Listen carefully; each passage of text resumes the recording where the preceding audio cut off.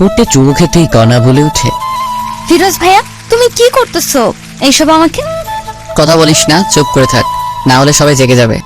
তুমি আমার সাথে এসব করতেছো কেন? এসব বিয়ের পরে স্বামী স্ত্রী করে। আমি তোকে বিয়ে করব, বুঝেছিস? তাই এখন থেকে এসব করতেছি। ছেড়ে দাও আমাকে, না হলে আমি চিৎকার করব। তখনই ফিরোজ বলে ওঠে, কণা বোন, আমার প্লিজ চিল্লাচিল্লি করিস না, আমি তোকে খুব ভালোবাসি, তো বলতে পারি না। তাই বলে তুমি এত রাতে আমার রুমে এসে আমাকে ধর্ষণের চেষ্টা করতেছো? ভাই তুমি এতটা খারাপ? কণা বিশ্বাস কর, আমি সত্যি তোকে অনেক ভালোবাসি, তোর জন্য সবকিছু করতে পারবো আমি। তুমি একটি ছেলে, বুঝছো? যাও তোমার রুমে, না হলে আমি আম্মুকে ডাকবো। আচ্ছা ঠিক আছে, আমি যাচ্ছি। এই বলে ফিরোজ নিজের রুমে চলে আসে। চলেন এখন সবাইকে একটু পরিচয় করিয়ে দিই। কণা হলো ফিরোজের মামাতো বোন। ফিরোজ মামার বাসায় ঘুরতে এসেছে, কলেজ বন্ধ দিয়েছে তাই। কণাকে অনেক পছন্দ করে ফিরোজ, কিন্তু কণা ফিরোজকে একটু দেখতে পারে না, কারণ ফিরোজ খুব একটা সুন্দর ছিল না তাই। কিন্তু ফিরোজ যেমন করে হোক কণাকে নিজের করে চায়, তাই রাতে ফিরোজ চুপি চুপি কণার রুমে গিয়ে লিপ কিস করতে থাকে, কিন্তু ভুলবশত কণা জেগে যায়। তারপর দেখলেন তো কি হলো। এরপর ফিরোজ অনেক ভয় পায়, কারণ যদি কণা সবাইকে এইসব বলে দেয় তখন কি হবে। এই ভয় ফিরোজের আর ঘুম আসে না রাতে। পরদিন ফিরোজ রুমে বসে আছে, এমন সময় কণা রুমে আসে আর বলতে থাকে, আমার গলায় সোনার মালাটা আজ থেকে পাইতেছি না। আমি জানি তুই এনেছিস, এটা আমাকে দিয়ে দে, খুব পছন্দের জিনিস আমার ওটা। কণার মুখে এমন কথা শুনে ফিরোজও থমকে যায়, কারণ কি বলতেছে কণা এসব? কি হলো, কথা কানে যায়নি তো? আমি তো এই সম্পর্কে কিছুই জানি না কণা, আর কি বলতেছো মালার কথা তুমি? একদম নাটক করবি না ফিরোজ ভাই, সত্যি সত্যি দিয়ে দে, না হলে আমি বাবা মাকে বলে দিব। ফিরোজ কি বলবে ভেবে পাচ্ছে না, কারণ ফিরোজ এইসব মালা সম্পর্কে কিছুই জানে না। বিশ্বাস করো কণা, আমি কিছু জানি না, আমি তো শুধুমাত্র তোমাকে কিস করতে গিয়েছিলাম। তুই এইভাবে শুনবি না। ও দাঁড়াও, বাবা মাকে ডাকতেছি। এই বলে কণা চিৎকার শুরু করে দেয়। না বাবা, তোমরা কোথায়? এখানে আসো তো। কণার এমন চিৎকার শুনে সবাই রুমে আসে। কি হয়েছে মা, তুই এমন চিৎকার করতেছিস কেন? বাবা জানো তোমার এই গুণধর ভাগ্নে কি করেছে? কি করেছে শুনি?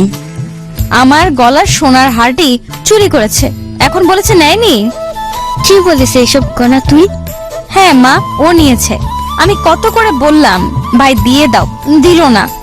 ফিরোজ, যা শুনতেছি সব কি সত্যি? মামা সবকিছু মিথ্যা, আমি নেইনি ওর কিছু, আমি মালা সম্পর্কে জানি না।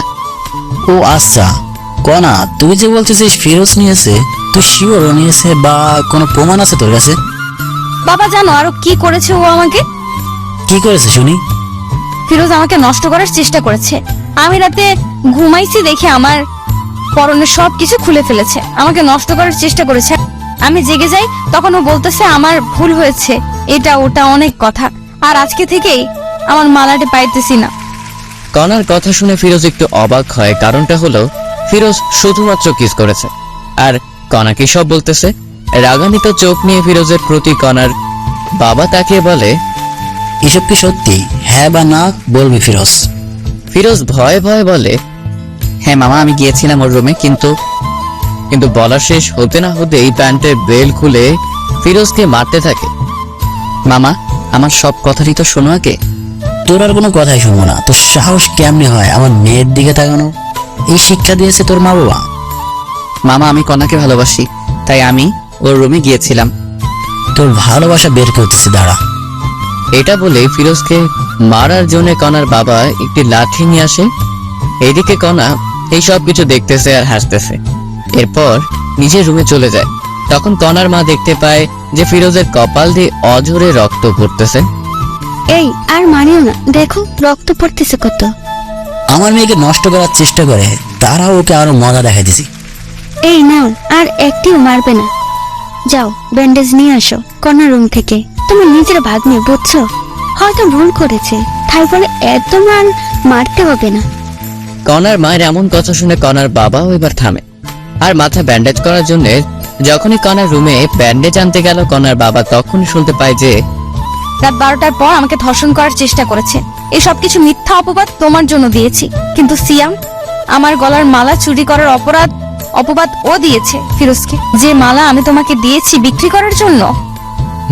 পাগলিটা আমার, আমি জানি তুমি আমাকে অনেক ভালোবাসো।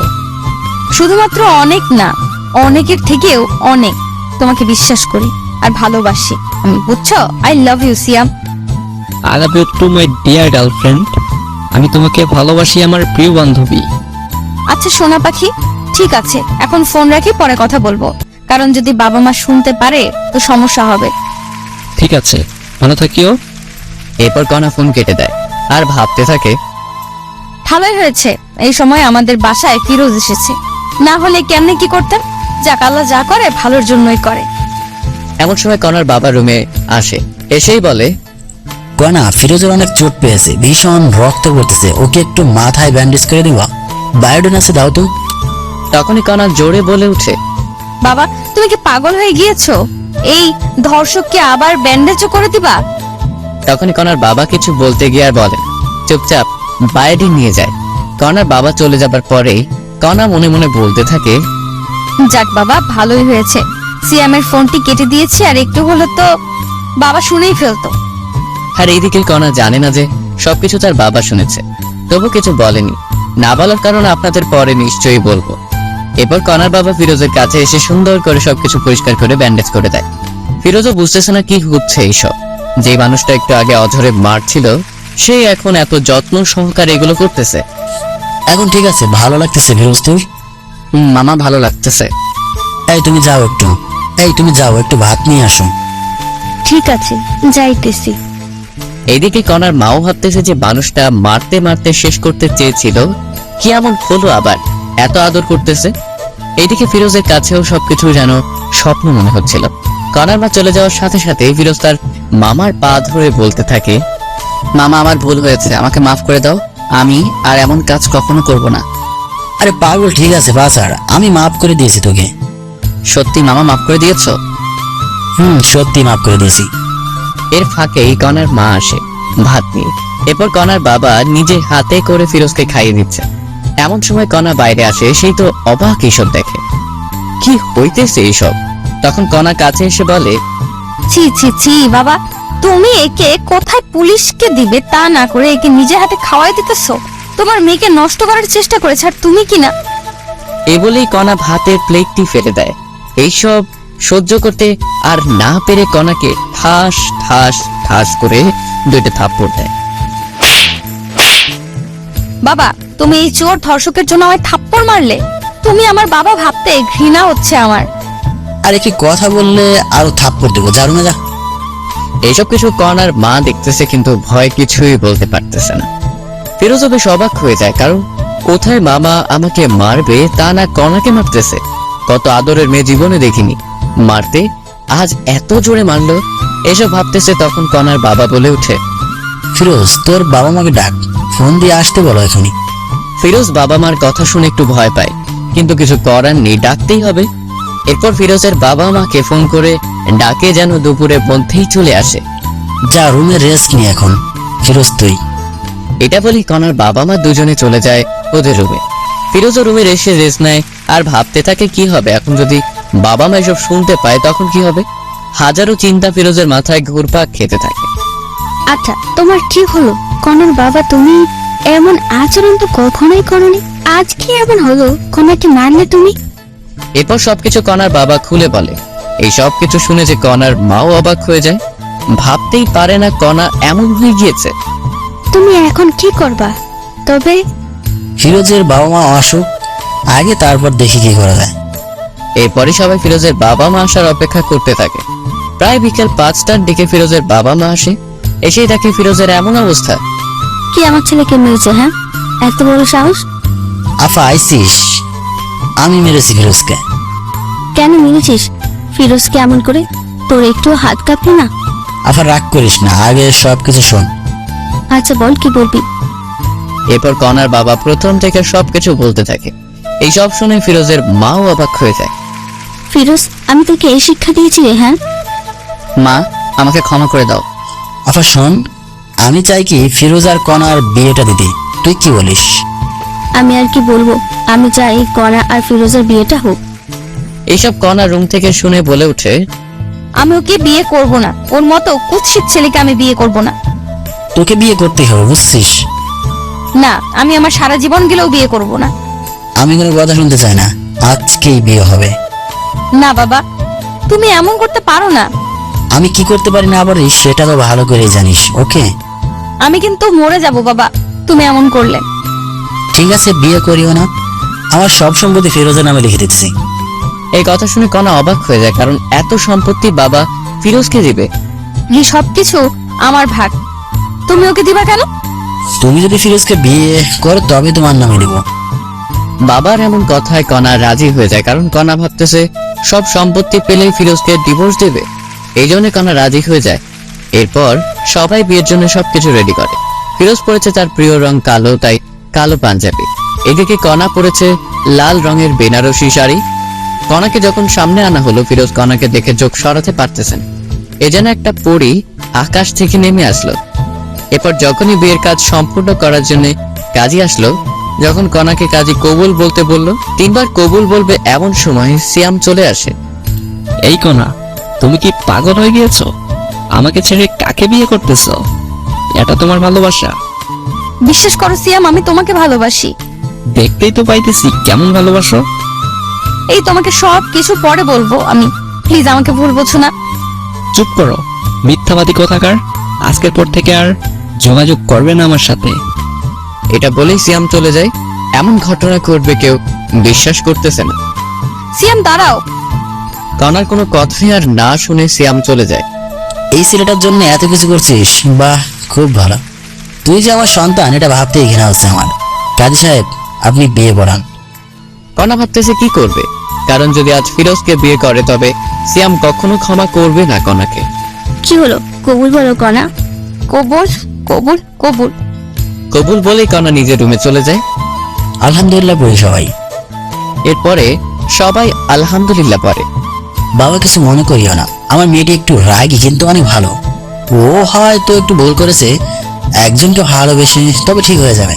কিছুদিন পরেই দেখিও বিয়ের আগে একটু ভুল করে মেয়েরা। এটা বলেই কণার বাবা চলে যায়। ফিরোজ বুঝতেছে না কি করবে, কি হচ্ছে এই সব তার সাথে। সবকিছু যেন গোলমাল হয়ে যাচ্ছে। ফিরোজ এসব ভাবতেছে, এমন সময় কণার মা এসে বলে, ফিরোজ বাবা রুমে যাও, কণা তোমার জন্য অপেক্ষা করতেছে। এরপর ফিরোজ তার কথা মতো রুমে চলে যায়। কিন্তু ফিরোজ রুমে এসেই দেখে যে কণা রুমে নেই, পালিয়ে গিয়েছে কণা। হয়তোবা ওয়াশরুমে আছে এটা মনে করেই বসে আছে। 10 মিনিট হয়ে গেল কিন্তু কণার রুমে আসার কোনো কথাই নেই। কি হলো আবার, এটা ভেবেই ফিরোজ ওয়াশরুমে চলে যায়। অবাক কাণ্ড সেখানেও নেই। তখন ফিরোজ কোনো উপায় না পেয়ে সবাইকে ডাক দেয়, মামা মামি তোমরা কোথায়, কণা তো রুমে নেই। ফিরোজের এমন কথা শুনে সবাই অবাক হয়ে যায়, কারণ কণা কোথায় গেল। কি বলিস, কথা রুমে নেই মানে? মামা কণা রুমে নেই, ও পালিয়েছে মনে হয় আমাদের বোকা বানিয়ে। না, এমনটা হতে পারে না। ওয়েট কর, আগে কণাকে ফোন দেই। এরপর কণার বাবা ফোন দেয়, কিন্তু কণা ফোন রিসিভ করে না। সবাই এখন দুশ্চিন্তা করতেছে, কারণ কণার কিছু হলো না তো আবার। মামা আপনার মেয়ে এই জানালা দিয়ে পালিয়েছে দেখো। এরপর সবাই দেখে সত্যি তো, কারণ জানালা দেখে বোঝা যাইতেছে। এদিকে কণা কবুল বলে রুমে এসে জানালা খুলে পালিয়ে যায় সিয়ামের উদ্দেশ্যে।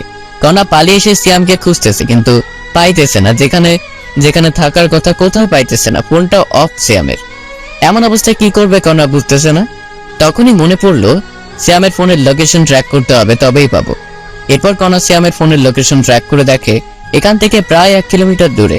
কণার এক মুহূর্তের জন্য না দাঁড়িয়ে সিয়ামের কাছে চলে যায়। ফোনের লোকেশন অনুযায়ী এসে দেখে এটা তো একটি মদের বার, কিন্তু সিয়াম এখানে কি করতেছে। কণা এটা বুঝতে পারে না। কণা কোনো কথা না বলে সোজা ভিতরে ঢুকে পড়ে, কিন্তু সিয়ামকে খুঁজে পায় না। তখন কণা একটি লোককে জিজ্ঞেস করে, আচ্ছা ভাই দেখেন তো এই ছেলেটা কি এখানে দেখেছেন? ফোন থেকে ফটো বের করে দেখালো লোকটিকে। ও, এ তো আমাদের এখানকার নিয়মিত কাস্টমার শ্যাম ভাই। নিয়মিত মানে? নিয়মিত মানে প্রতিদিন আসে এখানে মেয়ে নেই, এসে ফুর্তি করে চলে যায়। কি বলতেছেন এইসব? আপনার মাথা ঠিক আছে তো? অবশ্যই আছে, ঠিক আপনার মনে হয় ঠিক নাই। আমার কথা বিশ্বাস না হলে একটু সামনে গিয়ে নিজেই দেখুন। কণা লোকটির সাথে আর কোনো কথা না বলে সোজা সামনে যায়। গিয়ে দেখে যে সত্যিই তো মেয়ে নিয়ে আনন্দ করতেছে সিয়াম। কণার সামনে না গিয়ে মুখে একটু ওড়না জড়িয়ে ওদের কথা শোনার চেষ্টা করতেছে। সিয়াম তোমার নাকি জিএফ এর বিয়ে হলো আজ, তুমি তবুও বাড়াইছো? এইরকম কত মেয়ে এলো আর গেল, এদের এইসব আমি করি না। তবুও তুমি তো ভালোবাসতা। কিসের ভালোবাসা? হ্যাঁ, আমি তোর বাবার টাকা পয়সা সবকিছু হাতাইতে চেয়েছিলাম, কিন্তু হলো না। কি হলো? এইসব অনেক টাকা নাকি? অনেক টাকা। আমি টাকাকে ভালোবাসি, কোনাকে না। বুঝছো ডার্লিং? হ্যাঁ, বুঝছি। সিয়ামের এমন কথা শুনে কণা মনে হয় আকাশ থেকে মাটিতে পড়ল। কি বলতেছে এসব সিয়াম? আর একটু ওয়েট না করে সোজা সিয়ামের সামনে যায় কণা। সিয়াম কণাকে এখানেই দেখেই অবাক। আরে কনা, তুমি এখানে কি করতে এসেছো? আর কেমনে জানলে আমি এখানে? আই লাভ ইউ কনা। যখনই আই লাভ ইউ কথাটি শুনেছে কণা, তখনই ঠাস করে দুইটি থাপ্পড় দেয় সিয়ামকে। তোর ওই মুখে আমি আই লাভ ইউ শুনতে চাই না, বুঝেছিস? তুই একটু টাকার লোভী। আমাকে ভালোবাসিস না, আমার বাবার টাকাকে ভালোবাসিস। আরে না পাগলি, আমি তোমাকে ভালোবাসি। চুপ, মিথ্যাবাদী একটা। সত্যি জান। তোর মুখে আমি কিচ্ছু শুনতে চাই না। আমি তোদের সব কথা শুনে ফেলেছি। আরে না, আমি ওকে সব মিথ্যে বলেছি। চুপ থাক কুত্তা। তোর জন্য কি করি নাই বল? বাবা মাকে কষ্ট দিছি, নিজের টাকা পয়সা তোকে দিছি, নিজের গলার মালা বিক্রি করে দিয়েছি। বল কি দেই নাই? তোর জন্য একটি ভালো ছেলেকে ধর্ষক বানাইছি। তোর জন্য সবার সামনে অপমানিত হয়েছি আমি। ওই ছেলেটাকে অপমান করেছি আমি। তোর জন্য বিয়ে থেকে পালিয়ে এসেছি। আর সে তুই কিনা বারে অন্য মেয়ে নিয়ে আনন্দ করতেছিস। বাহ, খুব ভালো। এইসব দেখার আগে আল্লাহ কেন আমার মৃত্যু করলো না? বিশ্বাস করো, আমি তোকে আর বিশ্বাস করতে পারবো না। ভালো থাকিস, আমার সাথে আর যোগাযোগ করবি না। এটা বলেই কণা বাহিরে চলে আসে। কি করবে এখন কণা? এটা ভাবতে ভাবতেই ক্লান্ত। সবকিছু চিন্তা দূর করে কথা আবার বাসায় যাওয়ার জন্য রওনা দিল। প্রায় 1 ঘন্টা পর কণা বাসায় এসে কলিং বেল বাজায়। কণার বাবা হতাশা বুকে নিয়ে দরজা খুলেই দেখে কণা। কণা মা, তুই কোথায় গিয়েছিলি বল? তোর জন্য কত চিন্তা হচ্ছিল জানিস? তোর মা তো কাঁদতে কাঁদতে প্রায় পাগল হয়ে যাচ্ছে। তুই আমাদের বলে যাবি না, ফোনটাও রিসিভ করিস নাই। এইসব শুনে কণা তার বাবার পা ধরে কান্না করে আর বলে, বাবা, আমাকে মাফ করে দাও। আমি আর এমন কাজ করব না। তোমরা যা বলবে তাই করব আমি। আরে পাগলি, কাঁদিস না। আমি জানি তো আমার মেয়ে আমার অবাধ্য হতে পারে না। বাবা। কণাকে দেখে সবার মনে যেন একটি শান্তি চলে এলো। আচ্ছা বাবা, ফিরোজ কি চলে গিয়েছে? না, তোর রুমেই বসে আছে মন খারাপ করে। আচ্ছা, তবে আমি উপরে যাই বাবা। যা। তোকে কিন্তু সত্যি ফিরোজ অনেক ভালোবাসে রে। বাবার মুখে এমন কথা শুনে কণা লজ্জা পেয়ে দৌড়ে রুমে আসে। এসে দেখে যে ফিরোজ জানালার পাশে বসে আছে। কোনো কথা না বলেই পেছন থেকে ফিরোজের কাঁধে হাত রাখে। তখনই ফিরোজ পিছনে ফিরে দেখে কণা তুমি কখন আসলে? একটু আগে আসলাম। কাঁদতেছো কেন? ফিরোজ চোখ দুটি মুছে বলে, কই না তো, কেন কাঁদবো? আমি জানি আমাকে ভালোবাসিস, তবে তোকে মেনে নিতে পারবো কিনা পারবো জানি না। তবে ছেড়ে যাব না। চল ঘুমাবি এখন। ফিরোজা কোনো কথা না বলে সোজা গিয়ে শুয়ে পড়ে কণার কথা মতো। একটু পর কণাও এসে শুয়ে পড়ে, কিন্তু একটি কোল বালিশ নিয়ে আসে কণা, এসেই মাঝখানে রাখে। এই এরিয়া পার হবে না। ঠিক আছে, পার হব না। এখন ঘুমাও। এরপর দুজনে ঘুমিয়ে পড়ে। পরের দিন ফিরোজ একটু সকালেই উঠে, কারণ নামাজ পড়ে তো তাই। ফিরোজ উঠে দেখে কণার 104 ডিগ্রি জ্বর। কণার ফিরোজ ফজরে নামাজ পড়তে উঠে দেখে কণা কাঁপতেছে আর ভীষণ পরিমাণে ঘামতেছে।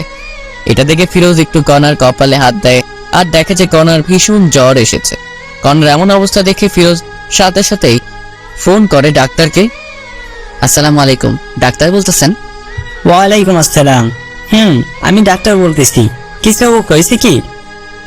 হয়েছে। আমার স্ত্রীর ভীষণ জ্বর। কি করব এখন? আপনাকে খুব প্রয়োজন এখন। আমি তো একটু বাইরে আছি। আমার যাইতে যাইতে সকাল 10টা বাজবে। আপনার রুমে কি জ্বর মাপার যন্ত্র নেই? ওয়েট, দেখতেছি। এরপর ফিরোজ জ্বর মাপে, কিন্তু যন্ত্র আছে কিনা সেটা জানে না। তখনই ফিরোজের মনে, কণার রুমে তো অনেক কিছুই আছে, ওষুধ আবার ব্যান্ডেজ হয়তো বা এটাও থাকতে পারে। তাই ফিরোজ খুঁজতে থাকে তন্ন তন্ন করে। সবকিছু খোঁজার পরে অবশেষে খুঁজে পায়। ডাক্তার, খুঁজে পেয়েছি। তবে জ্বরটা মেপে আমাকে জানান। এরপর ফিরোজ ডাক্তার কথা মতো জ্বর মেপে দেখে যে 104 ডিগ্রি জ্বর। এত জ্বর দেখে ফিরোজ অবাক। তখনই আবার ডাক্তারকে ফোন করে। হ্যালো ডাক্তার, 104 ডিগ্রি জ্বর, এখন কি করব? বাবা, এত জ্বর এসেছে? শুনেন, একটা কথা বলি। আপনি জ্বর ফুটেই লাগান কপালে, দেখবেন কমে আসবে জ্বর। ঠিক আছে ডাক্তার। আরেকটি কথা, যদি জ্বর না কমে তবে আপনি আপনার স্ত্রীর সাথে সহবাসে যাবেন, দেখবেন কমে এসেছে জ্বর।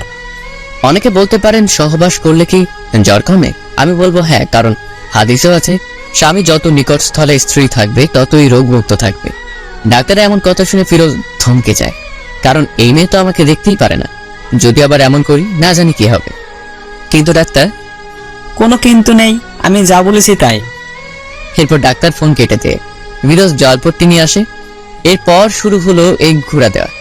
কিন্তু এত জলপট্টি দেবার পরও কেন জানি কনার জ্বর কমতেছে না। তখনই ফিরোজের ডাক্তারের কথা মনে পড়ে। সত্যি কি এমন করলে ভালো হবে কণা? যদি ভালো না হয় তবে তো কণার সাথে খুব খারাপ হবে। হাজারো চিন্তা মাথায় নিয়ে ফিরোজ কণার কাছে যায়। কণাকে জড়িয়ে ধরার সাথে সাথে আশ্চর্যভাবে কণাও জড়িয়ে ধরে। ফিরোজ কোথা থেকে শুরু করবে কিছুই ভেবে পাইতেছে না। ফিরোজ কণার দিকে তাকিয়ে আছে। ইস, কি সুন্দর মায়াবী মুখ, কতইটা সুন্দর, শুধু দেখতে ইচ্ছে করে। এমন সময় দেখে যে কণার ঠোঁট দুটি কাঁপতেছে, গোলাপের পাপড়ির মতো ঠোঁট দুটি। এমন অবস্থা দেখে ফিরোজ আর নিজেকে কন্ট্রোল করতে না পেরে কণার ঠোঁটে নিজের ঠোঁট ডুবিয়ে দেয়। আপন মনে কণার ঠোঁট দুটি নিজের করে নেয়। কণাও সায় দেয় ফিরোজকে। ফিরোজকে কাছে পেয়ে কণা যেন আরো নিজেকে বিলিয়ে দিতেছে। এখানে ফিরোজ বুঝতে পারে যে কণার কোনো প্রকার বর্তমান সেন্স নেই, তাই এমন করতেছে। এরপর ফিরোজ কিছুক্ষণ না ভেবেই কণার শরীরের সব পোশাক খুলে ফেলে আর মাথা থেকে সব চিন্তা দূর করে কণার সাথে সহবাস করে। এতে কণা কোনো বাধা দিল না, বরং আরো সাপোর্ট করলো। এইভাবে প্রায় কিছুক্ষণ মেলা মেশার পরে ফিরোজ উঠে পড়ে। গোসল করে এসে ফিরোজ আবার কণার শরীরের পোশাক চেঞ্জ করে দেয় এবং জলপট্টি দিতে থাকে। প্রায় 20 মিনিট পর আবার জ্বর মেপে দেখে যে কণার জ্বর স্বাভাবিক এসে গিয়েছে। এখানে সবাই ভাবতেছেন ফিরোজ কেন বাসায় কাউকে কিছু বললো না কেন। আসলে সবাই কি ভাববে যে বাসর করেই জ্বর বাঁচাইছে। আবার লজ্জাজনক একটি কথা এর জন্য জানাই। ফিরোজের মনে অনেক ভয় ঢুকে গেল, এখন যদি কণা এসব কিছু জানতে পারে তবে কি হবে। এরপর ফিরোজ দেখে নামাজের এখনো সময় আছে, তাই ওযু করে এসে নামাজে বসে পড়ে। নামাজে বসে ফিরোজ আল্লাহর কাছে কণার জন্য দোয়া করে, যাতে করে আল্লাহ কণার মনের সব ভুল মুছে দেয়, কণা যেন সুস্থ থাকে। নামাজ শেষ করে একটু ব্যালকনিতে যায় ফিরোজ। তখনই কণার উঠার শব্দ পায় কণা। ফিরোজ সোজা কণার কাছে এসে বলে, এই তুমি অসুস্থ, শুয়ে থাকো। না, আমি ঠিক আছি। আর আমি অসুস্থ আপনি জানলেন কেমনে? হ্যাঁ, তোমার ভীষণ জ্বর এসেছিল। কি আমার জ্বর এসেছিল? নেশা করেছেন নাকি সকাল সকাল? সত্যি বলতেছি। সরেন, আমি ওয়াশরুমে যাব। এরপর ফিরোজ সরে যায়, কিন্তু কণা বিছানা থেকে উঠবে কেমন কেমন জানি মনে হচ্ছে। তার পরনে যে শাড়ি ছিল এটা মনে নেই কণার। ওয়াশরুমে এসে মনে হলো কণার পরনে তো শাড়ি ছিল, এখন নেই মানে। তখন কণার মাথায় রাগ উঠে যায়। ওয়াশরুম থেকে এসেই আমার পরনে যে শাড়ি ছিল সেই শাড়ি কোথায় গেল? কি হয়েছে? ফিরোজ কি বলবে ভেবে পাইতেছিল না। এরপর সব বলতে থাকে কণাকে, এর জন্য আমি তোমার সবকিছু চেঞ্জ করে দিয়েছি। এই কথাটি শুনে কণা কোনো কথা না বলেই ঠাস ঠাস করে থাপ্পড় বসিয়ে দেয় ফিরোজের গালে। তোর মন মানসিকতা এত নিচে, আমাকে নষ্ট করলে এইভাবে? আমাকে বলতে আমি নিজেই তোকে বিলিয়ে দিতাম। বিশ্বাস করো, কোনো প্রকার তোমার জ্বর কমতেছিল না, তাই এমন করতে বাধ্য হয়েছি। চুপ কর, কোনো কথা বলবি না। তোকে চেনা শেষ আমার। তুই কেমন মানুষ, ছি ছি ছি। আমি তো সময় চাইছিলাম তোর কাছে, আর তুই কি না। আমি সত্যি এমন ভেবে করি নাই, তোমাকে সুস্থ করার জন্য করেছি। কই, আমি তো অসুস্থ না, এখনো সুস্থ আছি। এখন সুস্থ হয়েছো। এই চুপ কর, বেয়াদব কোথাকার।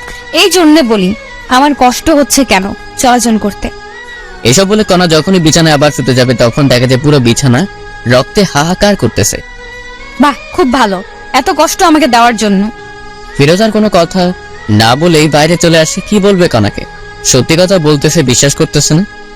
এরপর সকাল 10টায় ডাক্তার চলে আসে। সেই বলল, রোগী কি এখন সুস্থ হয়েছে? ডাক্তার এমন কথা শুনে সবাই অবাক, কারণ এখানে আবার রোগীকে।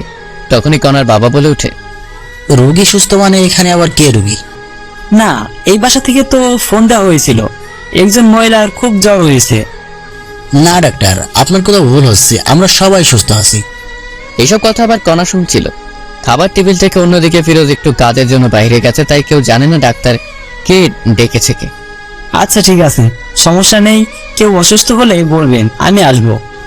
ঠিক আছে ডাক্তার। এরপর কণা একটু বিশ্বাস করতে এসেছিল ফিরোজের কথা, কিন্তু কথা হলো ও আমাকে না জানি আমার এত বড় সর্বনাশ করলো কেন। এরপর এভাবেই দিন যেতে লাগলো। ফিরোজ এখন কণার বাবার ব্যবসা দেখাশোনা করে। কণা ঠিক আগের মতোই আছে, ফিরোজকে অবিশ্বাস করে। একদিন রাতে ফিরোজ বেলি ফুলের মালা নিয়ে বাসায় আসে। এসে রুমে ঢুকবে এমন সময় দেখে কণা কার সাথে যেন ফোনে কথা বলতেছে। আমি তোমাকে বলছি না আমাকে ফোন দিবে না? অবশ্যই ফোন দিব আমি। এর মধ্যে কণা ফিরোজকে দেখে ফোন কেটে দেয়। এই যে তোমার জন্য বেলি ফুলের মালা নিয়ে এসেছি, অনেক পছন্দ নাকি? জি না, আমি এসব পছন্দ করি না। আপনি আর এইসব কিছু আনবেন না। ফিরোজ মাথা নিচু করে বলল, ঠিক আছে আনবো না। আর হ্যাঁ, কাল আমার কিছু বন্ধু বান্ধবী আসবে, ওদের জন্য একটু বাজার করবেন কাল। ঠিক আছে, সমস্যা নেই। এরপর সবাই ঘুমিয়ে পড়ে। পরের দিন ফিরোজ বাজার করে নিয়ে আসে অনেক, রান্না করাও হয় সবার জন্য। এর মধ্যে সবাই চলে আসে। কেমন আছিস কণা? এমন হয়ে গিয়েছিস কেন? আর দুলাভাই কই রে? আমি ঠিক আছি, ভিতরে আয়। তখনই ফিরোজ চলে আসে কণার সামনে। আচ্ছা কণা, কতজন আসলো লোক একটু বলবা? তাদের লোকের ভিত্তি করে পোলাও রান্না হবে। তখনই একজন বলে উঠে, কি রে কণা, এটা তোর বর নাকি? আরে এটা তো চাকর আমাদের বাসার। বাবা, তোর বাসার চাকরও দেখি খুব স্মার্ট আর সুন্দর। এমন চাকর কোথায় পেলি? এই কি বলিস এসব তুই? হ্যাঁ, শেষ পর্যন্ত কাজের চাকরকে পছন্দ করলি? সত্যি রে, অনেক সুন্দর আছে। ফিরোজ, তুই এখান থেকে যা, আমাদের ডিস্টার্ব করিস না, বুঝলি? আমার বন্ধু বান্ধবী মিলে মোট 12 জন এসেছে, এদের জন্য রান্না কর গিয়ে। কণা যে এমন ভাবে সবার সামনে ফিরোজকে অপমান করবে সত্যি ফিরোজ বুঝতে পারে। নিজের স্বামীকে যে মেয়ে চাকর পরিচয় দেয়, সে জায়গা কখনো বউ হতে পারে না। এইসব ভাবতেছে আর ফিরোজ যাইতেছে। অন্যদিকে কণাও তার বন্ধু বান্ধবীরা সবাই মজা মাস্তি করতেছে, কেউ বা নাচতেছে, আবার কেউ গাইতেছে। দেখতে দেখতে দুপুর গড়িয়ে বিকেল হলো। এদিকে সবার অনেক খিদে পেয়েছে, কিন্তু খাবার আসতেছে না। তাই কণা ফিরোজকে ডাক দেয়। ফিরোজ, এই ফিরোজ, কি রে এখনো রান্না হয়নি? এত সময় লাগে রান্না করতে?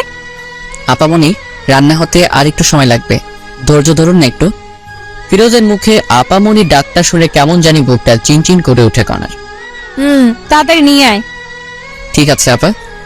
এই বলে আবার ফিরোজ রান্না করে গিয়ে বাবুর্চির কাছে কাজে লেগে পড়ে। প্রায় আরো 20 মিনিট পর খাবার রেডি হয়। তখন ফিরোজ এসে বলে, সবাই টেবিলে বসেন, রান্না হয়েছে, আমি নিয়ে আসতেছি। ঠিক আছে, যা নিয়ে আয়। এরপর ফিরোজ সবার জন্য খাবার নিয়ে আসে। সবাই বসে পড়েছে খাবার খাওয়ার জন্য। খাবার খেতে খেতে ওর বান্ধবীরা বলে, বাহ কণা, তোদের বাসার চাকর যেমন সুন্দর, খাবারও কিন্তু ঠিক তেমনই সুন্দর করেছে। বেশি করে খা। সবাই যখন খাচ্ছিল তখন ফিরোজ পানি নিয়ে গিয়ে একটু পানি একটি মেয়ের গায়ে পড়ে যায়। তখনই মেয়েটি বলে ওঠে, এই ছোট লোকের বাচ্চা, দেখে শুনে কাজ করতে পারিস না? জানিস কত দামি এই পোশাক আমার? বলে একটি থাপ্পড় বসিয়ে দেয় ফিরোজের গালে। এইসব কিছু করা দেখছিল, কিন্তু কোনো প্রতিবাদই করলো না। আপা, আমার ভুল হয়ে গেছে, ক্ষমা করে দেন প্লিজ। তোরা ছোট লোকেরা এমনই, প্রথমে ভুল করবি, পরে ক্ষমা চাইবি। কণার কথা থামিয়ে দিয়ে বলে, এই তুই ভিতরে যা, আমাদের কি লাগবে আমরা নিজেই নিয়ে খাবো। এত কিছুর পরেও ফিরোজ কিছুটি বলে না, কারণ ফিরোজ যে কণাকে অসম্ভব ভালোবাসে। তার হাজারো অবহেলার পরেও সবকিছু মুখ বুজে সয়ে যায়। এরপরে সবাই যখন চলে যায়, কণা রুমে আসা মাত্রই ফিরোজ বলে ওঠে, আমি কি তোমার বাসার চাকর কণা? হ্যাঁ, অবশ্যই চাকর। ঘর জামাইয়ের মতো থাকিস, আমার বাবার টাকায় খাস, তো তুই চাকর না? ও ঠিক বলেছ, আমার ভুল হয়েছে তোমাকে বিয়ে করাটা। ভেবেছিলাম তুমি ভালো হবে, কিন্তু না। আমি কেমন আছি না আছি সেটা তোকে ভাবতে হবে না। এইভাবে ঝগড়া করে দুজনে ঘুমিয়ে পড়ে। রাত ঠিক যখন 12টা বাজে, ফিরোজ উঠে কণাকে ডাকতে থাকে, কণা, এই কণা ওঠো। আমার ঘুমে ডিস্টার্ব করিস না ফিরোজ, ঘুমাও। কে শুনে কার কথা? এই ওঠো না প্লিজ কণা, প্লিজ ওঠো। আমার কিন্তু এবার রাগ উঠতেছে। এবার ফিরোজ একটু শরীর হাত দিয়ে ডাক দেয়, তোমার জন্য সারপ্রাইজ আছে, ওঠো। তখনই কণা ঘুম থেকে উঠে কোনো কথা না শুনে আগে ফিরোজকে থাপ্পড় বসিয়ে দেয়। তোকে বলছি না আমাকে ডাকবি না, আর তোর সাহস বেড়ে গেছে? হ্যাঁ, আমার শরীরে হাত দিস। ফিরোজ বলে ওঠে, হ্যাপি বার্থডে কণা, দোয়া করি তোমার জীবনটা মধুময় ও সুখের হয়ে উঠুক, আল্লাহ তোমাকে সুস্থ ও সবল রাখুক, আর এই নাও তোমার গিফট। এটা বলে ফিরোজ একটি গলার মালা উপহার দেয় কণাকে। এসব দেখে কণা অবাক হয়ে যায়, কারণ আজ যে কণার জন্মদিন তারই মনে নাই, কিন্তু ফিরোজ মনে রেখেছে। এসব ভাবতেছে এমন সময় আবার ফিরোজ বলে ওঠে, তোমার জন্য সবাই ছাদে অপেক্ষা করতেছে, একটু যদি উপরে যাইতে, ওখানে একটু খাবারের ব্যবস্থা করা আছে। আমার জন্মদিন তোকে কে বলছে? আমি জানি, অনেক আগে থেকেই। মনেও রেখেছিস? কাউকে মন থেকে ভালোবাসলে তার সবকিছুই মনে থাকে। এখন উপরে চলো। আর কণা কোনো কথা না বলে উপরে যায়। গিয়ে তো অবাক কাণ্ড, কারণ পুরো ছাদ ঝাড় বাতিতে সাজা, আবার বাসার সবাই বসে আছে একটি টেবিলে কেক নিয়ে। যখনই সবাই কণাকে দেখে সবাই মিলে বার্থডে উইশ করে, হ্যাপি বার্থডে কণা, হ্যাপি বার্থডে। এত সুন্দর করে সবাই উইশ করেছে যে কণা কেঁদে ফেলেছে। কান্না গলায় কণা বলে, এইসব আয়োজন কে করেছে? সবাই বলে উঠে ফিরোজ করেছে এইসব কিছু। এই কথা শুনে কণা কি বলবে ভেবে পাচ্ছে না। এরপরে কণা গিয়ে কেক কাটে, সবাইকে কেক খাওয়ায় দেয়, কিন্তু ফিরোজকে দেয় না। এতে ফিরোজ অনেক কষ্ট পায়। পরে অন্য লোকেরা ফিরোজকে খাওয়ায় দেয়, তবেও ফিরোজ খুশি, কারণ কণাকে খুশি করাতে পেরেছে। এরপরে সবাই এক এক করে রুমে চলে যায়। কণা এবং ফিরোজ রুমে চলে আসে, কিন্তু ফিরোজ রুমে এসে ফোনটা নিয়ে একটু ফেসবুক চালাচ্ছিল। তখনই দেখে যে এমন একটি কাহিনী ঘটেছে। ফিরোজ আর একটু রুমে না থেকে বাইরে চলে আসে, কাউকে কিছু না বলে। কেমন হলো যে ফিরোজ কাউকে কিছু বললো না? ফিরোজের কি হলো? ফিরোজ কি তবে নিখোঁজ হচ্ছে? একটু পর কণাও লক্ষ্য করলো রুমে ফিরোজ নেই, হয়তোবা বাইরে না হলে ওয়াশরুমে গিয়েছে। এটা ভেবে কণার খোঁজ করে না, কিন্তু না, ফিরোজ একটি কাজের জন্য বাইরে এসেছে। প্রায় 2 বা 3 ঘন্টা পরে ফিরোজ বাসায় আবার আসে। এসেই কণা, এই কণা দেখো তোমার জন্য কি এনেছি। এবার কণা কোনো প্রকার রাগ না হয়ে উঠে বলে, কি এনেছিস দেখি? এবার ফিরোজ একটি কাচের বাক্স থেকে, এই নাও তোমার জন্য জোনাকি পোকা এনেছি, রুমে সবগুলা ছেড়ে দাও, দেখবে পুরো ঘর জনজন করতেছে। জোনাকি পোকা কথাটি শুনেই কণা চমকে ওঠে আর বলতে থাকে, তোকে কে বলেছে আমি জোনাকি পোকা পছন্দ করি? আর তুই বা এতগুলো জোনাকি পোকা কোথায় পেলি শুনি? তুমি তো ফেসবুকে পোস্ট করেছো একটু আগে যে তোমার জন্মদিনে যদি কেউ জোনাকি পোকা এনে দিবে তাকে অনেক ভালোবাসা দিতা, কারণ জোনাকি রাতে নাকি তোমার খুব ভালো লাগে। জোনাকি পিছন দিয়ে যে আলোটা বের হয় ওটা দেখতে নাকি খুব সুন্দর। তাই আমি এই পোস্ট দেখে জোনাকি পোকা ধরার জন্য আমাদের বাসার ওইদিকে গিয়েছিলাম, যেখানে অনেক জোনাকি পোকা আছে, তাই একটি বাক্সে করে নিয়ে আসলাম কিছু। ফিরোজের এমন কাণ্ড দেখে সত্যি এখন একটু দুর্বল হচ্ছে কণা। দে দেখি বাক্সটি। এরপর ফিরোজ কণাকে বক্সটি দিয়ে দেয়। কণা যখনই বক্সটি খুলবে দেখে যে প্রায় 100+ জোনাকি পোকা ধরে এনেছে ফিরোজ। সবগুলো জোনাকি পোকা কণা রুমে ছেড়ে দেয়, আর সাথে সাথে যেন পুরো ঘর জোনাকির আলোয় আলোকিত হয়ে ওঠে। কণাকে এত খুশি লাগছিল যা বলে বোঝাতে পারবো না। তুমি কি খুশি হয়েছো?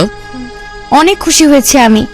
এটা বলে কণা ভাবতে থাকে, যখন আমি এত অবহেলা করি, কত ইগনোর করি, তবু আমার জন্য এত কিছু করে ফিরোজ। প্রায় 15 বা 20 মিনিট হয়, তখন আর আলো দেয় না পোকাগুলা। আস্তে আস্তে সব বেরিয়ে যায় বাইরে। তখন কণা রুমের লাইটটি জ্বালায় দেখতে পায় যে ফিরোজের শরীরের বিভিন্ন স্থান থেকে রক্ত ঝরতেছে। কিরে, তোর শরীর থেকে এমন রক্ত বের হচ্ছে কেন? আরে তেমন কিছু না, ঠিক হয়ে যাবে, ঘুমাও তুমি। বলতে বলছি কিন্তু তোকে। ফিরোজ কোনো উপায় না পেয়ে বলে, আসলে এই জোনাকি পোকাগুলো জঙ্গলে থাকে, তো আমি যখন ওদের ধরেছিলাম তখন ওরা এখানে ওখানে যাইতেই ছিল, তখন ঝাড় জঙ্গল লেগে কাটা গিয়েছে, তাই একটু রক্ত বের হচ্ছে। এসব শুনে আলমারি থেকে ড্রেসিং করার যাবতীয় জিনিসপত্র নিয়ে আসার বলল। এই নে, এইগুলো দিয়ে সব ঠিক কর। ঠিক আছে, সমস্যা নাই, আমি ঠিক করতেছি। এটা বলে সবকিছু ড্রেসিং করতে থাকে ফিরোজ। এইভাবে দিন কেটে যেতে লাগে। এখন ফিরোজও একটু নিজেকে আপডেট করতেছে কণার জন্য, যাতে করে কণা একটা আকর্ষণ হয়। তো একদিন ফিরোজ অফিস থেকে বাসায় ফিরতেছে, তখন দেখতে পায় কণা সেই সিয়ামের সাথে একটি রিকশায় করে কোথায় যেন যাচ্ছে। তখন ফিরোজ কোনো কথা না বলে সোজা ওদের সামনে যায়। কণা, তুমি এখানে আর আবার এর সাথে মিশতেছো? তখনই কণা বলতে থাকে, আমি কার সাথে মিশবো না মিশবো এটা আমার ব্যাপার, তোর কি? হ্যাঁ, এতে তোর কোনো সমস্যা আছে? তুমি তো জানো এই সিয়াম ছেলেটি কত খারাপ, তবু তুমি আবার এক হলে। এই মুখ সামলে কথা বলো, না হলে আমার থেকে খারাপ আর কেউ হবে না, বুঝেছিস? বাহ, খুব ভালো কণা, ভেবেছিলাম ভালো হয়ে গিয়েছো, নিজেকে শুধরে নিছো, কিন্তু না, তুমি যেমন তেমনই আছো। কথায় আছে না, প্রেমের মনা জলে ডোবে না। এই চুপ থাক, আর একটা কথা বলবি না, যা এখান থেকে। ফিরোজ আর কথা না বলে বাসায় রওনা দেয়, আর ভাবতে থাকে না, আর এইসব সহ্য করা যাচ্ছে না, যে কোনো একটি বিহিভ করতেই হবে। এসব ভাবতেছে আর আসতেছে বাসায় এসেছে। মামা, আমি আর কণার সাথে থাকতে চাই না, আমি ওকে ডিভোর্স দিতে চাই। এখানে ফিরোজ কিন্তু শ্বশুরকে মামা বলে ডাকে, কারণ আগে থেকে মামা বলার অভ্যেস। তাই কেন, কি হয়েছে বলবি তো? এরপরে ফিরোজ বাসর ঘর থেকে ঘটে যাওয়া সবকিছুই বলে মামাকে। এই সবকিছু শুনে আর কি বলবে, কণার বাবা খুঁজে পায় না, তাই বলে, তোর যা ভালো হয় তাই কর বাবা, আমি আর বাধা দেবো না তোকে। আমি আজ কাজী অফিসে গিয়ে সবকিছু ঠিক করে আসবো, কালকে কাগজ পেয়ে যাবে কণা, আমি এখন আসি। কোথায় যাবি বাবা তুই? আমার বাসায় যাব। তখনই কণার মা বলে উঠে, একটু ভেবে দেখলে হয় না ফিরোজ? অনেক ভেবে দেখেছি মামি, আর না, ভেবেছিলাম নিজেকে শুধরে নেবে কণা, কিন্তু না, ভালো থেকো সবাই, কাল কাগজ চলে আসবে। এটা বলেই ফিরোজ নিজের বাসায় চলে আসে। ফিরোজের বাবা মা দেখেই ফিরোজকে জিজ্ঞেস করে, কি হয়েছে বাবা, তুই এই সময়? আর বোমা কোথায়? ওকে আমি ডিভোর্স দিব মা। না বাবা, এমন কথা বলতে নেই। তুই জানো না মা এই মেয়ে কত খারাপ। কি বলিস এইসব তুই? মা শোনো, তবে এই হলো কাহিনী, এখন বল আমি কি করব। আমার ছেলেকে এত কষ্ট দিয়েছে এই মেয়ে, তুই আজকেই ডিভোর্স দিবি? মা তাই করব আমি, কিন্তু আজ অনেক ক্লান্ত আমি। হ্যাঁ ঠিক আছে, রুমে গিয়ে ঘুমিও তবে বাবা। এরপর ফিরোজ নিজের রুমে চলে গিয়ে শান্তির ঘুম দেয়। এদিকে কণা সিয়ামের সাথে অনেক ঘোরাঘুরি করে বাসায় আসে, কিন্তু বাসায় এসে দেখে বাবা মা সবাই নিশ্চুপ। কি হয়েছে মা, মন খারাপ তোমার? বাবাও নিশ্চুপ। আচ্ছা তোমাদের কি ফিরোজ বকেছে বা কিছু বলেছে? তখনই কণার বাবা ঠাস করে কণাকে দেয় থাপ্পড় আর বলে, তোকে জন্ম দেওয়াটাই পাপ হয়েছে, তোকে আমি ঘৃণা করি কানা। কষ্ট কি জিনিস কখনো পাস নাই তো, তাই এমন হয়ে গিয়েছিস। কেন, কি হয়েছে? এরপর কণার মা সবকিছু খুলে বলে। ফিরোজ তোকে ডিভোর্স দিবে কাল। তো কি হয়েছে, কিছুদিন গেলে আমি ডিভোর্স দিতাম। এটা বলে কণা রুমে চলে আসে আর ভাবতে থাকে সত্যিই কি ফিরোজ ডিভোর্স দিবে। যাই হোক, ভালোই হবে এতে আমার। এসব চিন্তা করতে করতে ঘুমিয়ে পড়ে কণা। পরের দিন যখন সকাল 10টায় কণা উঠবে, তখনই ডাক পিয়ন এসে কণার হাতে একটি কাগজ দিয়ে বলে, মিস কণা, আপনার কাগজ, কাজী অফিস থেকে এসেছি। এটা সাইন করে আমাকে ডাক দিবেন, নিচে নাম্বার আছে। ঠিক আছে, আপনি আসতে পারেন এখন। এরপরে ডাক পিয়ন চলে যায়। কণা কাগজটা নিয়ে পড়তে থাকে আর দেখে যে সত্যি সত্যি ডিভোর্স পেপার। কণা সাইন না করেই রেখে দেয় টেবিলের উপরে। তখনই কণার ফোনে মেসেজ আসে, আজ যাব প্রেমনগর ঘুরতে, যান আমরা। একটি খুশির খবরও আছে, সেখানে গিয়েই তোমাকে বলবো। ঠিক আছে, সমস্যা নাই, আমি তোমার জন্য অপেক্ষা করতেছি, তাড়াতাড়ি আসো। আচ্ছা আমি রেডি হয়ে আসতেছি। এই বলে ফোন রেখে দিয়ে কণা রেডি হতে থাকে। প্রায় 20 মিনিট পর কণা রেডি হয়ে শ্যামকে ফোন দেয়। কই তুমি? তোমার বাসার নিচে যে দোকান আছে ওইখানেই আমি। আমি যাচ্ছি, একটু ওয়েট। এরপরে কণা শ্যামের কাছে আসে, পরে দুজনে প্রেমনগর উদ্দেশ্যে বেরিয়ে পড়ে। 1 ঘন্টা জার্নি করার পরে গন্তব্যস্থানে পৌঁছে যায়। এখন বলো কি সারপ্রাইজ চান? ফিরোজ আমাকে ডিভোর্স দিয়েছে, এখন আমাদের বিয়ে করতে আরো অসুবিধা হলো। ও তাই জান, ভালোই হলো তবে। হুম, বলো কি খাবে এখন? তুমি অর্ডার দাও যা যা খাবে। এরপরে অর্ডার দেয়, সেই অনুযায়ী খাবার চলে আসে। এরপরে কণা শ্যাম দুজনে খেয়ে দেয়। একটু ঘোরাঘুরি করে বাসায় চলে যায়, কিন্তু কণা বাসায় এসে দেখে তার বাবা মা কাঁদতেছে অঝরে। অনেক লোকজনও জড়ো হয়েছে। কণা তার মাকে জিজ্ঞেস করে, মা কি হয়েছে, এমন করে কাঁদতেছো কেন, বলবা তো? পথের ফকির হয়েছি রে মা, তোর বাবার অফিস আগুন লেগে আজ পুড়ে গিয়েছে। কি বলো, কেমনে হলো এসব কিছু মা? জানি না রে, কারা এই কাজ করেছে, পুলিশ খুঁজতেছে এসব কে করেছে। মায়ের কথা শুনে কণা বলে ওঠে, আমি নিশ্চিত এই কাজ কে করেছে। কান্না সুরে কনার মা বলতেছে, কে করেছে তুই জানিস মা? অবশ্যই জানি আমি কে করেছে। কে করেছে বল, তাদের পুলিশ ধরুক। এইসব ফিরোজ করেছে মা, আমি নিশ্চিত, কারণ ও আমাদের উপর প্রতিশোধ নিতে চাইতেছে। কি বলিস এইসব? তোর মাথা ঠিক আছে? ফিরোজ এমন ছেলে না। ওকে অনেক অপমান করেছি, এই কারণেই ও এইসব কাজ করেছে। আমি পুলিশকে ফোন দিতেছি। এটা বলে কণা পুলিশকে ফোন দেয়। আসসালামু আলাইকুম, কমিশনার সাহেব বলতেছেন? ওয়ালাইকুম আসসালাম। আমি কমিশনার বলতেছি, আপনি কে? আমি রহমান সাহেবের মেয়ে কণা। আমাদের অফিস আগুনে পুড়ে গিয়েছে, আমি জানি এই কাজ কে করেছে। কে করেছে বলুন, আমরা তাকে ধরে আনবো। এই কাজ ফিরোজ নামের একটি খারাপ ছেলে করেছে। এই হলো তার পরিচয়, আপনি এখানে গেলেই পাবেন। আপনি শিওর তো? একদম। ঠিক আছে, আমরা দেখতেছি বিষয়টা।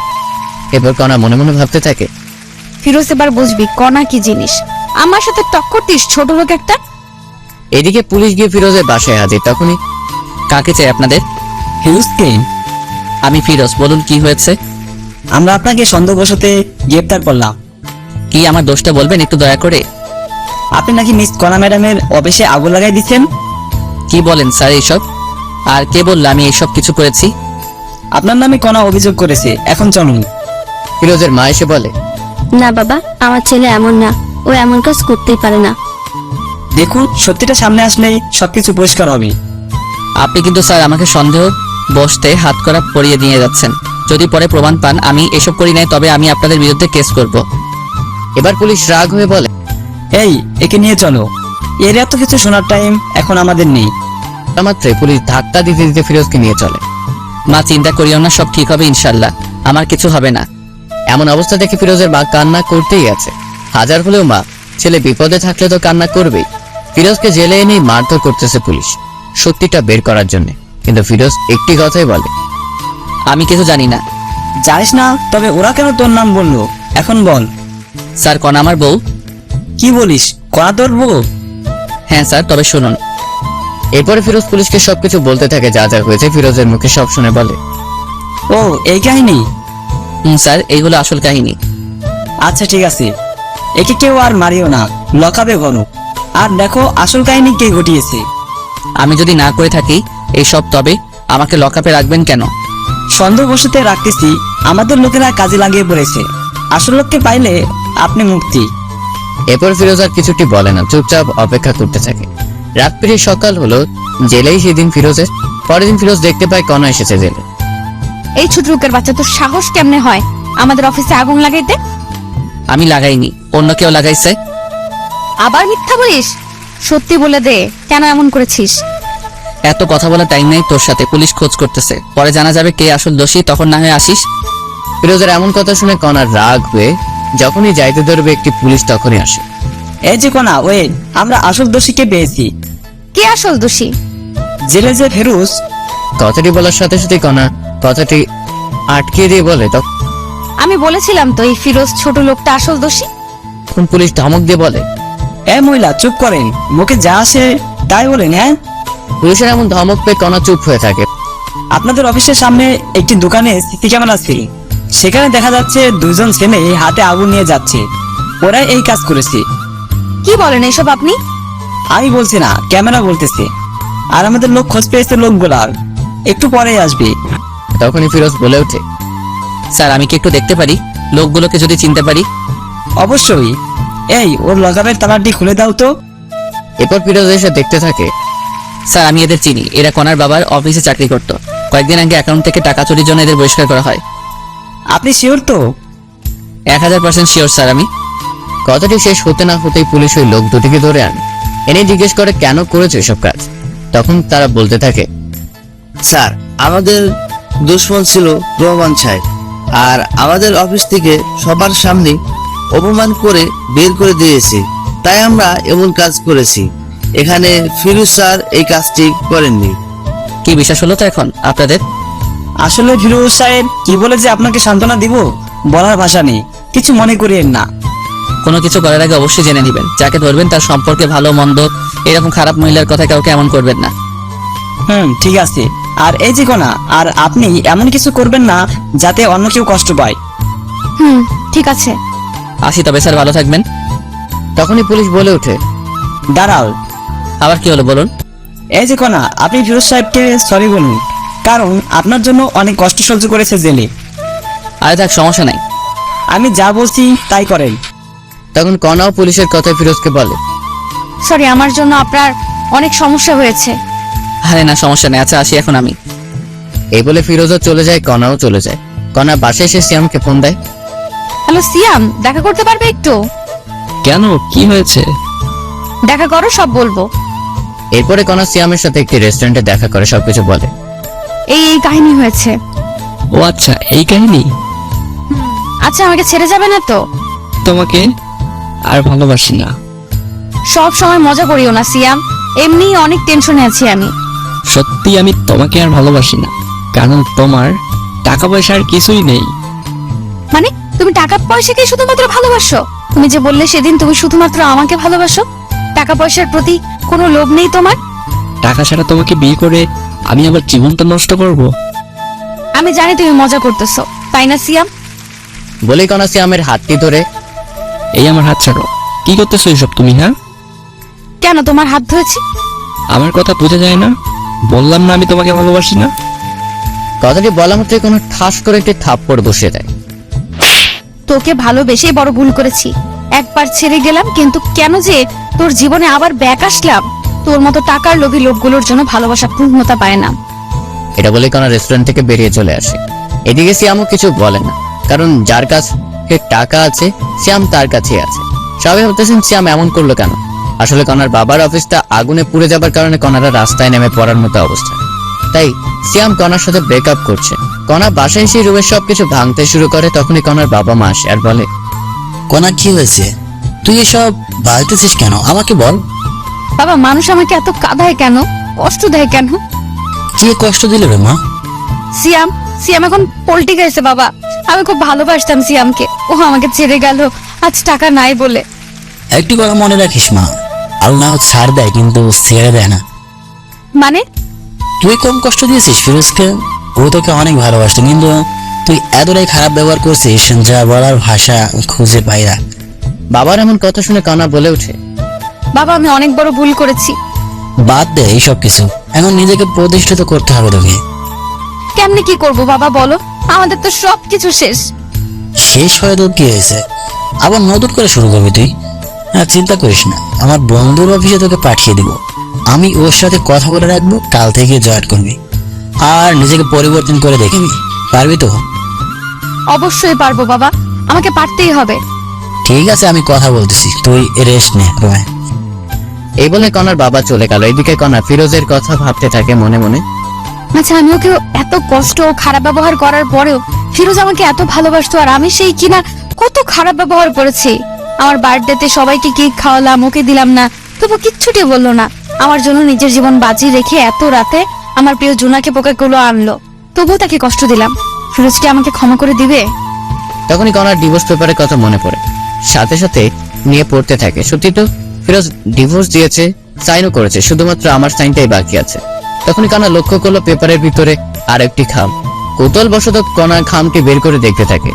কনা খামটি পড়তেই অবাক হয়। লেখা ছিল, প্রিয় কণা, জানি তুমি আমাকে ভালোবাসো না, কিন্তু বিশ্বাস করো আমি তোমাকে সত্যি অনেক ভালোবাসতাম, বলতে পারো নিজের থেকে বেশি। তোমাকে নিয়ে অনেক স্বপ্ন বুনেছিলাম, ভেবেছিলাম ইনশাল্লাহ সবকিছু পূরণ হবে, কিন্তু হলো না। তুমি আমাকে ধর্ষক বানাইলা, তবুও মেনেছিলাম। এই কারণে তোমার বাবার অনেক মাইরও খাইলাম, তবুও তোমার জন্য সবকিছু মেনে নিলাম। তুমি আমাকে চোর বানাইলা, তবুও কিছু বললাম না। তোমার বন্ধু বান্ধবীর সামনে অপমান করলা চাকর বলে, তবু কেন সহ্য করেছি জানো? তোমাকে ভালোবাসি বলে। সবার সামনে থাপ্পড় মারলো তোমার বান্ধবী, তবুও প্রতিবাদ করলে না। বার্থডেতে তোমার জন্য কেক কাটলাম, কষ্টের বিষয়ে আমাকে একটু কেক খাওয়াই দিলা না, খুব কষ্ট পাইছিলাম, তবুও মেনে নিলাম। তুমি ছোট, এখনো তেমন জ্ঞান হয়নি। যখন দেখলাম তোমার পছন্দ জোনাকি পোকা, তখন রাত 1টায় উঠে তোমার জন্য জোনাকি পোকা সংগ্রহ করতে গেলাম। গিয়ে সাপেরও কামড় খেয়েছি পায়ে, তারপর ডাক্তার কাছে থেকে ওষুধ খাইছি, তবুও ওই অবস্থায় জোনাকি ধরে আনলাম। একটি ধন্যবাদও দিলে না, তবুও নিজেকে বোঝালাম ছোট মেয়ে সব বুঝবে পরে। ভেবেছিলাম তুমি আস্তে আস্তে সবকিছু বুঝবে, কিন্তু না, বুঝলে না। এরপর যেই দিন তোমাকে দেখলাম সিয়ামের সাথে যাচ্ছ, আমি দেখে অবাক হয়ে যাই, তাই তোমার কাছে গিয়েছিলাম বুঝাইতে। সিয়াম ভালো ছেলে না, কিন্তু তুমি এতটাই অপমান করেছো যে বোঝার মতো ভাষা নেই। তাই তোমার সুখের জন্য নিজেই তোমাকে ডিভোর্স দিলাম। সুখে থেকো সিয়ামের সাথে। আচ্ছা, একটা কথা বলি কনা, তোমাকে ভালোবাসা থেকে আমার ভুল ছিল, তোমাকে নিয়ে স্বপ্ন দেখাটা কি ভুল ছিল? ভালো থেকো, এই কামনাই করি। ইতি, ফিরোজ। এই কথাগুলো পড়ে কনার চোখ দিয়ে অঝরে পানি পড়তে আসে। কনা কি করবে ভেবে পাইতেছে না।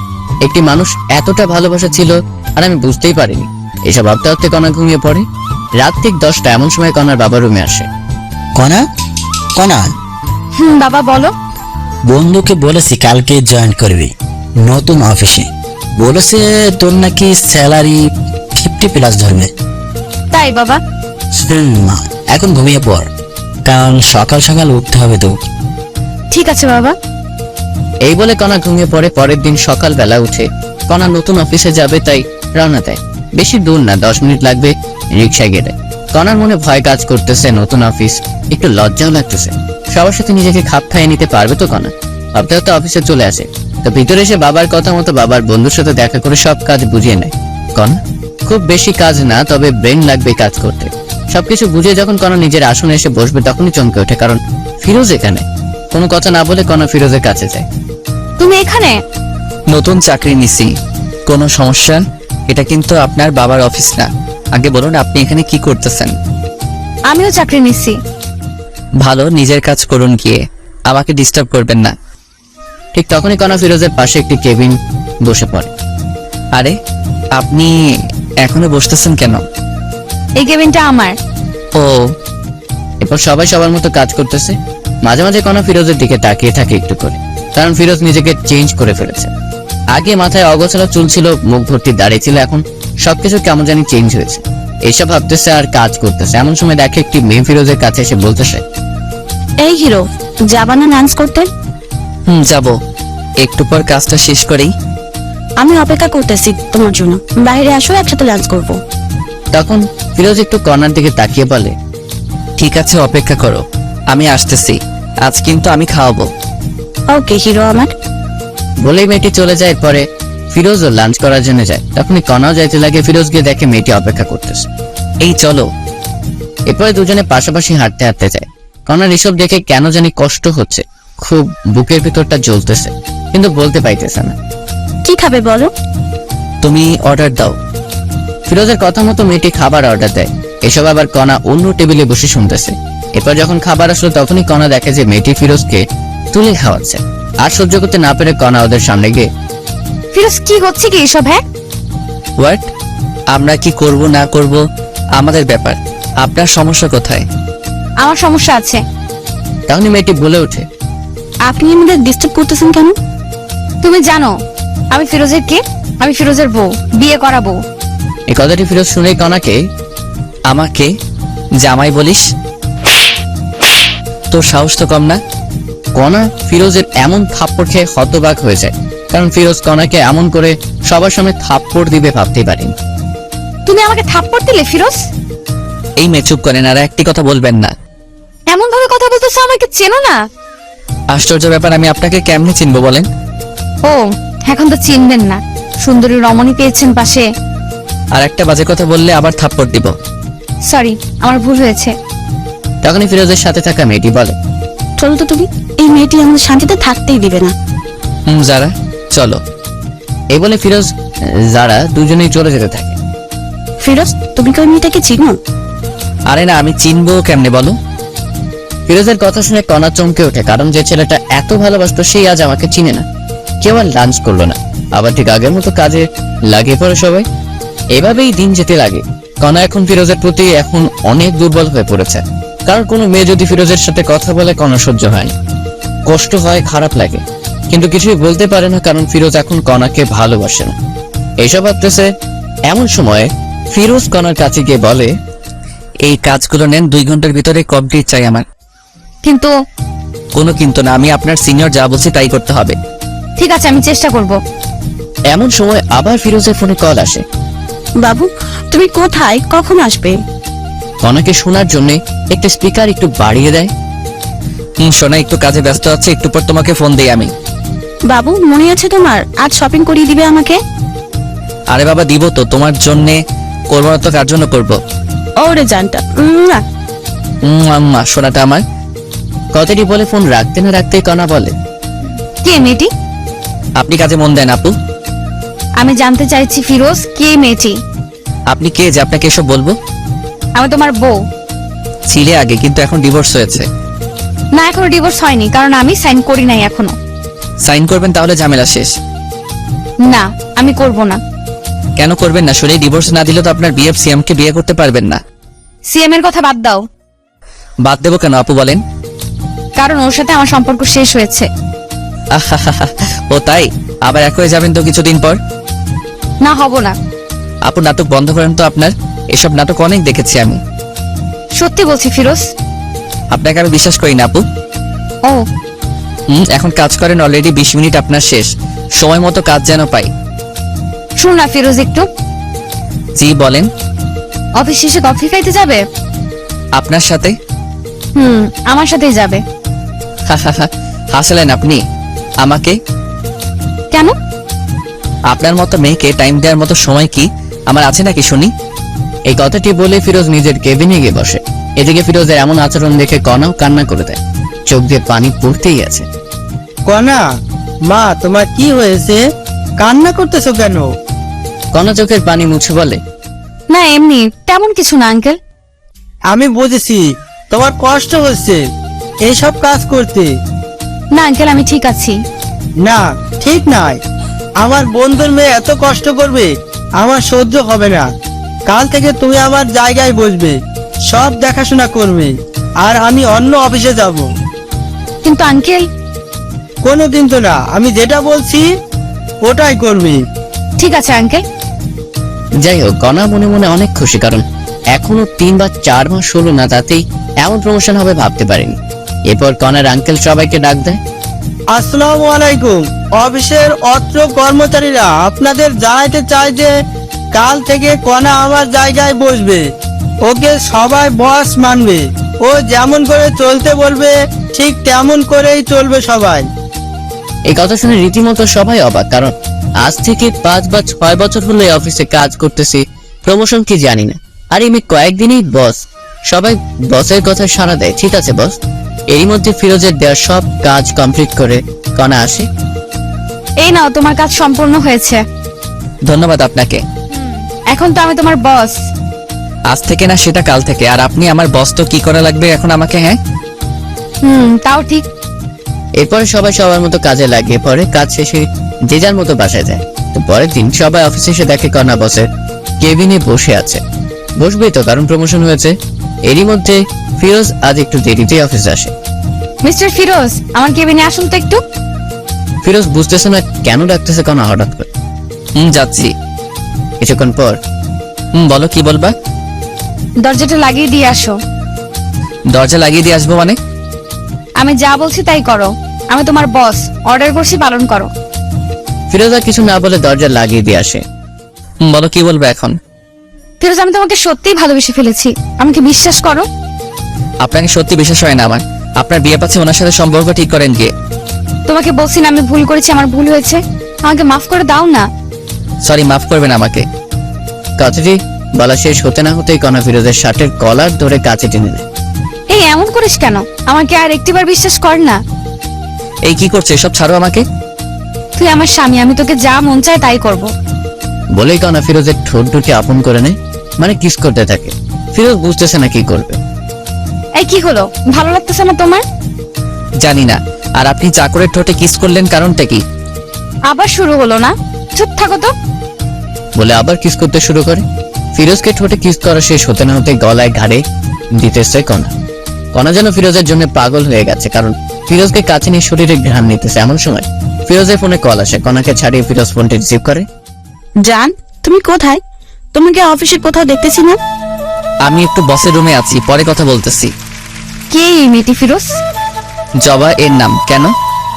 তোর সাথে কি এর? হ্যাঁ, আজকে ওই জবাকে অফিস থেকে তাড়িয়ে দেব। না, এমন কিছু করিও না।